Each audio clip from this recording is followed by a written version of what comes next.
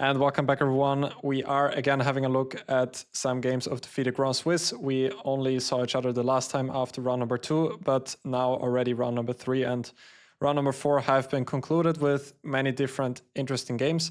But I actually wanted to have a look at 2 different games from this tournament, which are not have not been played in round number 4. But instead, one of them was actually played in round number 1 and another one in round number 3. And the funny thing was that in both of those games, the same opening appeared. So the first one to play it was Velimir Ivic from Serbia, who is my age as well. He played it in round number 1 against one of the local players, I think international master Suyarov from Uzbekistan. And in round number 3, Richard Rapport played it against Aydin Suleimanli. And the idea I'm talking about is at this exact point to play d3 for white, which is interesting for me also because I'm a big Reti player myself. If you don't know what I'm talking about, check out my Knight f3 course, which I recorded for ChessBase last year and which is already on the market for some time. And this exact line which these players had on the board can also be reached in my repertoire because I'm also giving the move b3. I've also played that already on numerous occasions. And both black players went for the move c5, which is nowadays one of the main moves to actually try and kill the game, because the main line after c takes d5, or one of the main lines, and now knight takes d5, bishop e2, knight c6 can be quite dry in this sort of forcing line here with knight f4, and many games see this happen on the board.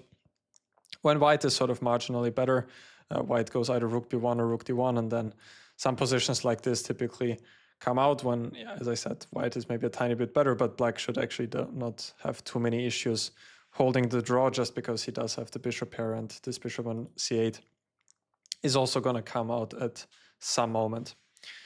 So that's kind of the problem here. I mean, still white does have a couple of interesting tries as well, like d4, for example, is not necessary. You could, for example, go for knight c3.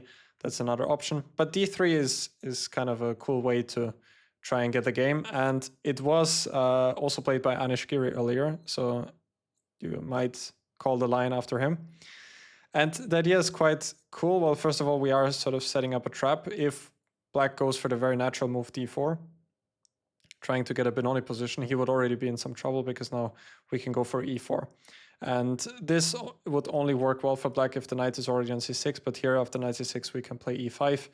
And this type of position is just very, very nice for white because we have the typical King's Indian attack plans like h4, bishop f4, knight e2, rook e1, then bring over the knight to g4 and start attacking on the king side. But the queen side, on the other hand, is closed already. So therefore, black is going to have a hard time to launch anything on the queen side here. So black should go for knight c6, which was also played in those 2 games. And now white's side used to play e3, since after bishop e2, now black could play d4.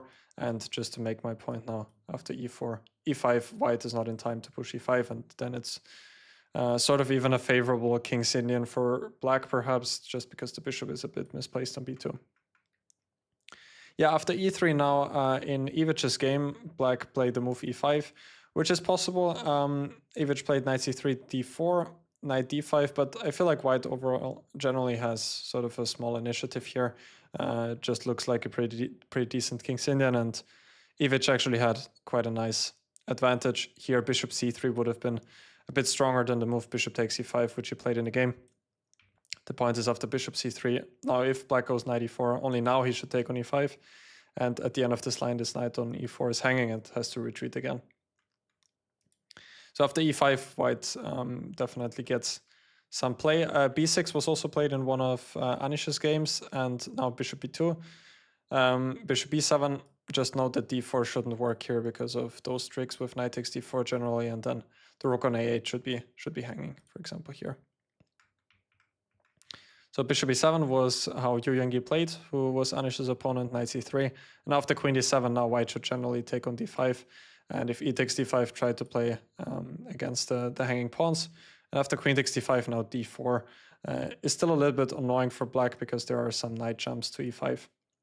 Of course, black is not much worse or anything, but it does look like a pleasant advantage for white. So d4 should definitely be the best. Now trying to go for this Benoni position, since now again e4 is not great in view of e5. And Rapport took on d4 and now went rook e1. And I believe that this is certainly the best way for black to play here. And black has a couple of different moves. In the game, Soleimani went for knight d7, which is possible as well, but I think that the best should be something like rook e8 here. I really like this flexible move, still to keep the knight on f6. And the rook is later on going to be useful on the e8 square as well, because it can help facilitate this e5 push later on. Yeah, Anish had one game, he played a3, a5, knight d2, and later on he won. This was in the Blitz World Championship in New York last year. Game went like this, which overall is just a good Benoni for white, but even, as I like to say, even a good Benoni is still not necessarily equalizing.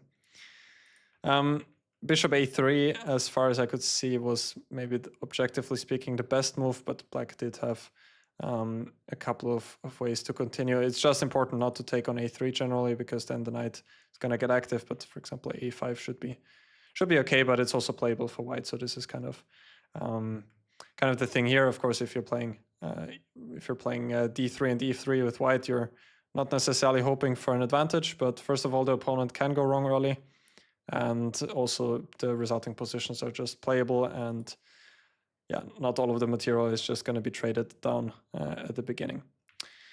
Rapport's opponent played knight d7, and Richard actually managed to get something out of the opening. Just wanted to show you how that went. So bishop e4, the rook just went to e2, where it's not such a bad square, and also the bishop on b4 is going to get attacked with knight c2.